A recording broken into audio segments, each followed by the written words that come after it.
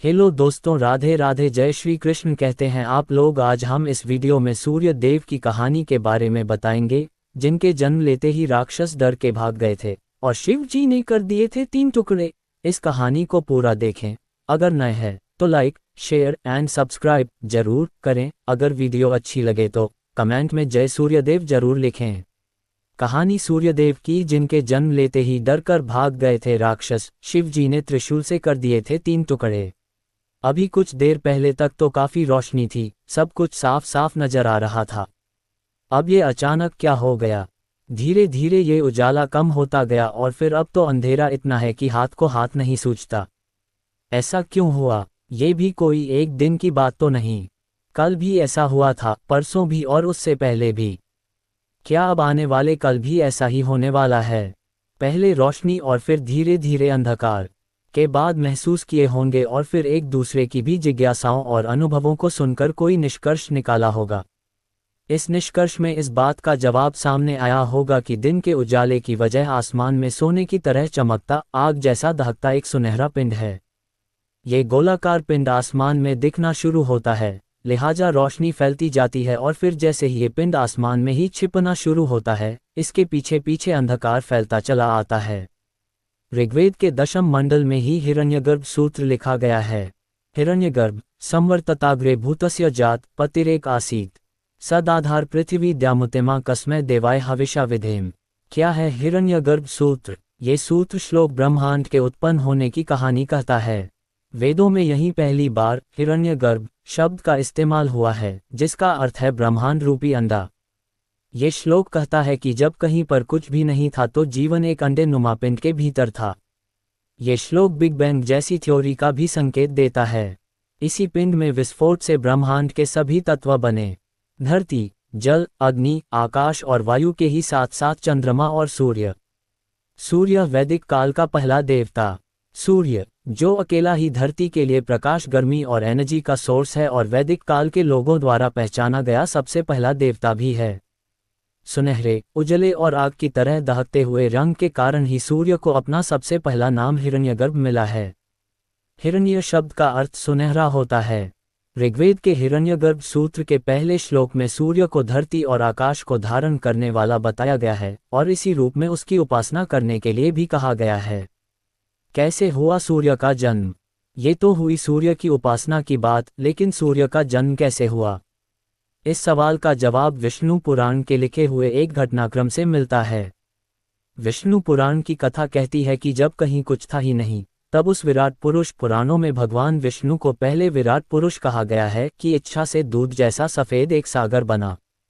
उस क्षीर सागर में पीपल का पत्ता बना और इसी पत्ते पर एक शिशु लेटा हुआ दिखा। ये शिशु अपनी ही इच्छा से विकसित होता गया और पूर्ण पुरुष बन गया। उसके 4 हाथ थे और सिर पर नागों की छाया थी। उस विराट पुरुष ने आंखें खोली तो नेत्रों से निकला प्रकाश सूर्य बन गया। मन से बना चंद्रमा, कानों से ध्वनि और उसकी सांस लेने की इच्छा के कारण ही ब्रह्मांड प्राणवायु से भर गया। यजुर्वेद में इस पूरी प्रक्रिया का वर्णन इस श्लोक में हुआ है। चंद्रमा मनसो जातश्चक्षः सूर्यो अजायत श्रोत्राद्वायुश्च प्राणश्च हृदयात् सर्वमिदं जायते। भावः उस विराट पुरुष के मन से चंद्रमा, चक्षु आंखों से सूर्य, श्रोत्र से वायु तथा प्राण और हृदय से यह संपूर्ण जगत उत्पन्न हुआ। क्यों कहे जाते हैं सूर्य नारायण? भगवान विष्णु की आंखों से उत्पन्न होने के कारण ही सूर्यदेव, उनके ही नाम नारायण से जाने जाते हैं, इसीलिए संसार में उन्हें सूर्य नारायण कहा जाता है। ये भी कहते हैं कि सूर्य को नमस्कार करना, उसकी पूजा करना असल में भगवान विष्णु की ही पूजा उपासना है। ब्रह्मपुराण कहता है, मानसम वाचिकम वापी कायज यच दुष्कृतम सर्व सूर्य प्रसादेन तदशेष व्यपोहति। यही वजह है कि देवताओं में सूर्य को सबसे श्रेष्ठ और नारायण की तरह ही सम्मानित बताया जाता है। हालांकि देवताओं के राजा इंद्र हैं। पुराण कहानियां कहती हैं कि इस पद अलग अलग समय पर अलग अलग इंद्र रहे हैं।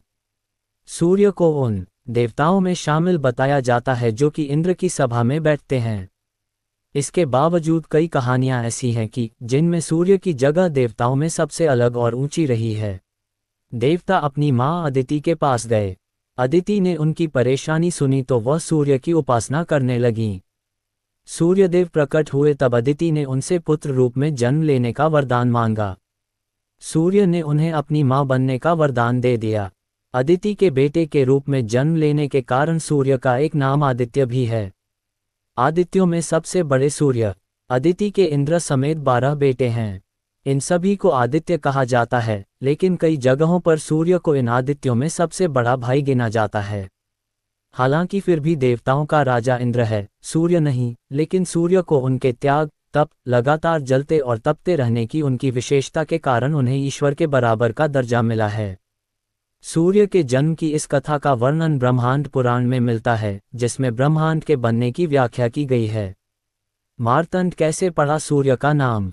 इसी पुराण में सूर्य का एक नाम मार्तंड भी लिया गया है। मार्तंड को आप मात्र अंड कह सकते हैं। असल में जब अदिति ने सूर्य उपासना करके उन्हें गर्भ में धारण कर लिया तो वह हर दिन सूर्य देव की उपासना में कठिन व्रत करने लगीं।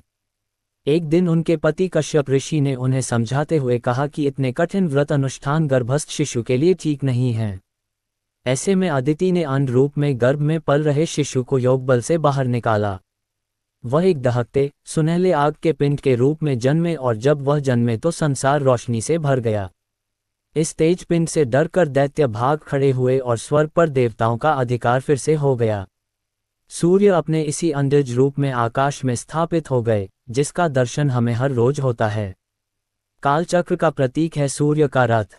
इसी तेज पुंज से निकला मानव रूप ही इंद्र की सभा में सूर्यदेव के रूप में शामिल है, जो कि अलग अलग कहानियों अलग अलग किरदारों के रूप में सामने आते हैं। ये 7 घोड़े वाले रथ पर सवार हैं। काल यानी समय निर्धारण के प्रतीक हैं। इनके रथ का पहिया ही कालचक्र है। ये दिन रात के कारण हैं और मौसम, जलवायु, वर्षा के समय और उसकी मात्रा को भी तय करते हैं। वेदों में सूर्य के इसी रूप को विवस्वान नाम भी मिला है। गीता में क्या कहते हैं श्री कृष्ण? गीता में भी जब श्री कृष्ण अर्जुन को कर्मयोग का ज्ञान देते हैं तो वह बताते हैं कि मैं पहले भी यह ज्ञान कई लोगों को सिखा चुका हूं और जिन्होंने इसे समझ लिया वह मेरे हो गए या फिर मेरा स्वरूप पा गए। इसके बाद वह बताते हैं सबसे पहले तो मैंने ये ज्ञान विवस्वान सूर्य को दिया। सूर्य ने कर्मयोग मनु को सिखाया और मनु ने अपने पुत्र इक्ष्वाकु को इसका ज्ञान दिया। अब मैं यही ज्ञान तुम्हें देता हूँ। लोगों को सिखा चुका हूं और जिन्होंने इसे समझ लिया वह मेरे हो गए या फिर मेरा स्वरूप पा गए। इसके बाद वह बताते हैं सबसे पहले तो मैंने ये ज्ञान विवस्वान सूर्य को दिया। सूर्य ने कर्मयोग मनु को सिखाया और मनु ने अपने पुत्र इक्ष्वाकु को इसका ज्ञान दिया। अब मैं यही ज्ञान तुम्हें देता हूँ। ईमन विवस्वते योग प्रोक्तवानहमव्ययम् विवस्वान मनवे प्राह मनुरिक्ष्वाकव्यब्रवीत। श्रीमद् भगवद गीता 4.1। ऐसे हुई सूर्य कुल की स्थापना। विष्णु पुराण के अनुसार हरि इच्छा से उनकी नाभि से कमल खिला। इसी कमल में पराग कणों के रूप में ब्रह्मा का विकास हुआ। कमल के मूल में पड़े बीज से शिव की उत्पत्ति हुई। ब्रह्मा के पुत्र मरीचि हुए, मरीचि से कश्यप का जन्म हुआ और कश्यप के पुत्र विवस्वान सूर्य हुए। विवस्वान से मनु का जन्म हुआ। विवस्वान का पुत्र होने के कारण मनु को वैवस्वत मनु कहा जाता है। मनु से इक्ष्वाकु जन्मे और इस तरह कुलों में सबसे कुलीन सूर्यकुल या सूर्यवंश की स्थापना हुई। क्या सूर्य के पुत्र वैवस्वत मनु अलग हैं? यहाँ एक कंफ्यूजन ये हो सकता है कि मनु का जन्म तो ब्रह्मा जी के अंश से हुआ है और उनकी पत्नी शत्रुपा हैं, तो फिर सूर्य के पुत्र मनु कैसे हुए हैं? असल में समय की गणना सिर्फ वर्षों और शताब्दियों और युगों तक सीमित नहीं है, बल्कि इनका फैलाव कल्प और मनवंतर तक हुआ है। हर मनवंतर के अलग अलग मनु हुए हैं और ऐसा हो सकता है कि सबके समय समय में पुराण कथाएं भी अलग अलग रही हैं। इसकी बानगी रामचरितमानस में भी मिलती हैं, जब शिवजी की पत्नी सती त्रेतायुग में जाकर श्रीराम की परीक्षा लेती हैं, जबकि राम जन्म तब हुआ ही नहीं था। इससे नाराज शिव सती का त्याग कर देते हैं और सती अपने पिता दक्ष के यज्ञ में खुद को भस्म कर लेती हैं। बाद में इन्हीं सती का जन्म पार्वती के रूप में होता है, जो शिवजी से विवाह करती हैं और खुद कई मौकों पर रामकथा का हिस्सा भी बनती हैं। इसलिए ब्रह्मा के पुत्र मनु और सूर्य के पुत्र मनु को अलग अलग समझा जा सकता है। फिर भी न समझ आए तो ऋग्वेद की बात याद रखनी चाहिए, एकम सत विप्रः बहुधा वदन्ति। जब हुआ सूर्यदेव और शिवजी का युद्ध। खैर, सूर्यदेव की बात करते करते शिवजी का जिक्र चला आया है तो यहाँ एक कहानी का जिक्र और जरूरी हो जाता है। कथा है शिव और सूर्य के युद्ध की। पुराण कथाओं में वर्णन है कि एक बार सूर्यदेव और शिव में भयंकर युद्ध भी हुआ था। इस युद्ध की वजह बना था रावण का नाना सुमाली। पुराणों में शामिल 10वां पुराण ब्रह्मवैवर्त पुराण में ये कहानी दर्ज है। क्यों आमने सामने आए शिवजी और सूर्य? हुआ कुछ यूं कि एक बार माली सुमाली ने भगवान शिव से रक्षा और खुद पर उनकी कृपा बनी रहने का वरदान मांग लिया। इस वरदान के बाद दोनों क्रूरता दिखाने लगे। धरती पर हाहाकार मचाने के बाद दोनों आकाश की ओर बढ़े, जहां सूर्यदेव ने उनका रास्ता रोका। इस पर दोनों सूर्य से ही युद्ध करने लगे। सूर्य के अमोघ अस्त्रों के आगे उनकी एक नहीं चली तो उन्होंने वरदान के तहत महादेव को पुकारा। वरदान में बंधे शिव को आना पड़ा। इस तरह सूर्य और शिव आमने सामने हो गए। शिव ने किया सूर्य पर प्रहार। शिव को रोकना असंभव था और अगर न रोका जाता तो माली सुमाली आकाश की ओर बढ़ सकते थे। इसलिए सूर्यदेव को भगवान शिव से युद्ध का निर्णय लेना पड़ा। माली सुमाली पर हुए सूर्य के प्रहार को रोकने के लिए शिव ने उन पर त्रिशूल चला दिया। इससे सूर्य चेतनाहीन हो गए और उनके 3 टुकड़े हो गए। पहला टुकड़ा जहां गिरा वहां आज कोणार्क सूर्य मंदिर है। यह मंदिर ओडिशा में है। दूसरा टुकड़ा जहां गिरा वहां आज देवार्क सूर्य मंदिर है। यह मंदिर बिहार में मौजूद है। तीसरा टुकड़ा जहां गिरा वहां आज लोलाक सूर्य मंदिर है। यह मंदिर यूपी में काशी के पास है। सूर्य के पिता ऋषि कश्यप ने दिया शिवजी को श्राप। सूर्य के चेतनाहीन होने से उनके पिता कश्यप क्रोधित हो गए और उन्होंने महादेव शिव को श्राप दिया कि जिस तरह आपने मेरे पुत्र पर त्रिशूल प्रहार किया है, ठीक इसी तरह एक दिन आपको अपने पुत्र पर त्रिशूल चलाना होगा। इसी श्राप के कारण भगवान शिव को बाल गणेश का मस्तक काटना पड़ा था। रामायण महाभारत में सूर्य पूजा। सूर्य देव की पूजा के स्पष्ट प्रावधान भी रामायण और महाभारत में भी मिलते हैं। रामायण में जहां श्री राम का कुल ही सूर्यवंश है तो वहीं महाभारत में सूर्य खुद एक किरदार निभाते नजर आते हैं। कर्ण हर रोज गंगा स्नान के बाद सूर्यदेव को जल चढ़ाता था। वह कमर तक पानी में खड़े रहकर उनकी उपासना के मंत्र पढ़ता था। कुंती, द्रौपदी, पितामह भीष्म, यहाँ तक खुद कृष्ण भी सूर्य पूजा करते दिखते हैं।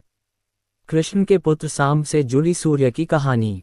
सूर्य पूजा और उनकी लंबी तपस्या की एक कहानी तो कृष्ण पुत्र सांब से जुड़ी है। श्री कृष्ण और जाम्बवंती का बेटा सांब दिखने में बिल्कुल कृष्ण के ही जैसा था। अपनी इसी छवि का फायदा उठाते हुए वह कई लड़कियों को अपने झूठे प्रेम जाल में फंसा लेता था।